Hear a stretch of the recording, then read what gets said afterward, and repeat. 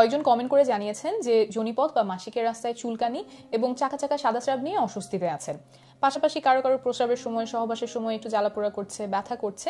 এর কারণ আর সমাধান জানতে চেয়েছেন।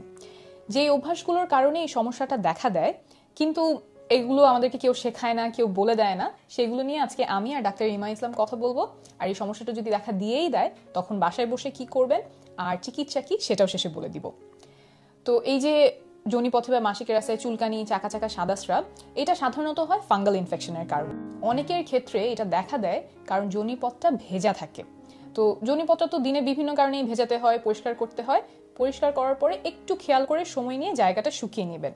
আর পরিষ্কার করার ক্ষেত্রে অবশ্যই মাথায় রাখবেন যে মাসিকের রাস্তার ভেতরটা কিন্তু আপনার পরিষ্কার করতে হবে না, এটা নিজে থেকেই নিজেকে পরিষ্কার রাখে। শুধুমাত্র বাইরের জায়গাটা পরিষ্কার করবেন। পরিষ্কার নিয়ে ডক্টর ইমা ইসলাম, আপনি একটু আগে বলছিলেন যে যে জিনিসগুলো দিয়ে অনেকে পরিষ্কার করে, যেটা আমাদের এই ফাঙ্গাল ইনফেকশনের সম্ভাবনা বাড়ায়। হ্যাঁ, ওই যেটা বলছিলাম সেটা হলো যে অনেকে দেখা যায় যে সাবান, শাওয়ার জেল এগুলো ইউজ করছেন। কেউ কেউ আবার এখন নতুন করে কিছু স্পেশাল বিশেষভাবে বানানো ভেজাইনাল ওয়াশ পাওয়া যায়, সেগুলো ব্যবহার করেন। আবার কেউ কেউ পারফিউমও ব্যবহার করেন। এগুলো সবগুলোই কিন্তু যোনিপথের যে পরিবেশটার কথা ডক্টর তাসনিম যারা বলছিলেন, সেই পরিবেশে একটু সমস্যা তৈরি করতে পারে। এর জন্য এইগুলো কিছু যদি ব্যবহার করতেই হয়, শুধু বাইরের অংশে ব্যবহার করবেন, যোনিপথের ভেতরে ব্যবহার করবেন না। আর এই যে এই জায়গাটাতে আমরা কোন কাপড়টা পরছি সেটাও খুব গুরুত্বপূর্ণ।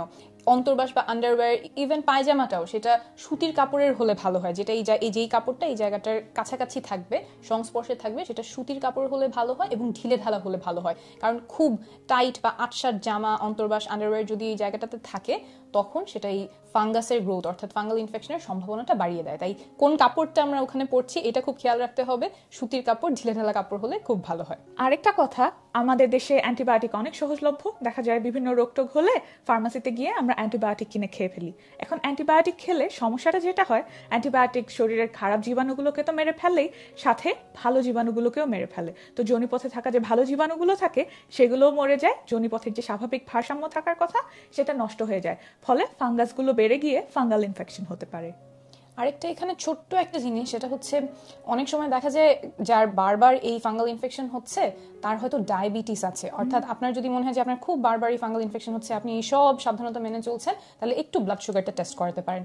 আর কিছু স্বাভাবিক কারণেও হতে পারে, যেমন অনেক সময় যারা গর্ভবতী আছেন তাদের যে শরীরের পরিবর্তনগুলো আসে সেই কারণে ফাঙ্গাল ইনফেকশন হওয়ার সম্ভাবনা একটু বেড়ে যেতে পারে। জন্মবৃদ্ধিকরণ পিল বা বড়ি খেলে একটু সম্ভাবনা বেড়ে যেতে পারে।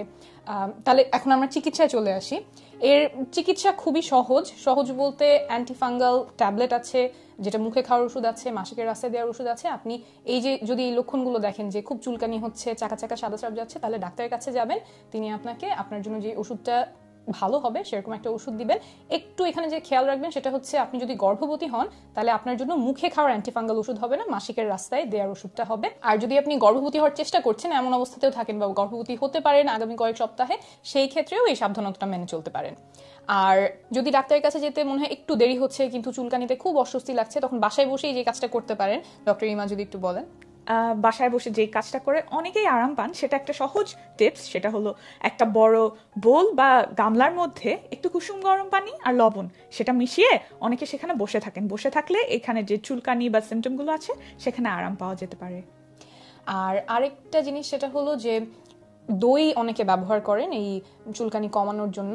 এটা নিয়ে একটা গবেষণা আছে, তেহরান ইরানে 2015 সালে প্রকাশিত একটা গবেষণা আছে, যেখানে দেখা গেছে যে অ্যান্টিফাঙ্গাল ক্রিমের সাথে তুলনা করা হয়েছে মধু এবং দইয়ের একটা কম্বিনেশনে তৈরি করা একটা ক্রিম। সেখানে দেখা গেছে কিছু লক্ষণ কমাতে দই এবং মধুর যে ক্রিমটা সেটা ভালো কাজ করেছে, কিন্তু যেই ফাঙ্গাসের কারণে ইনফেকশনটা হচ্ছে সেইটা দূর করতে অ্যান্টিফাঙ্গাল ক্রিমটাই বেশি কার্যকরী ছিল। তো আমার যদি ফাঙ্গাল ইনফেকশন হয় তাহলে আমি আসলে দই বা টক দই, মধু এগুলো ব্যবহার করবো না, আমি অ্যান্টিফাঙ্গাল ক্রিমের দিকেই যাব। তো এইটাও আপনারা মাথায় রাখতে পারেন। আচ্ছা, শেষে একটু বলে রাখি, এই যে চাকা চাকা সাদা স্রাব, চুলকানি, এগুলো হলে তো আপনি ডাক্তারের কাছে যাবেনই এবং উনি দেখবেন যে ফাঙ্গাল ইনফেকশন কিনা, তারপর ওষুধ দিবেন। এইগুলো ছাড়া যদি আপনার দেখেন যে প্রস্রাবের রাস্তায় জ্বালাপোড়া হচ্ছে বা সহবাসের সময় জ্বালাপোড়া ব্যথা হচ্ছে কিন্তু চুলকানি নাই, চাকা চাকা সাদা স্রাব নাই, তাহলেও আপনি অবশ্যই ডাক্তারের কাছে যাবেন। কারণ এগুলো অন্য কোনো কারণে হতে পারে, প্রস্রাবের রাস্তায় ইনফেকশনের কারণে হতে পারে এবং এটার চিকিৎসা খুব গুরুত্বপূর্ণ।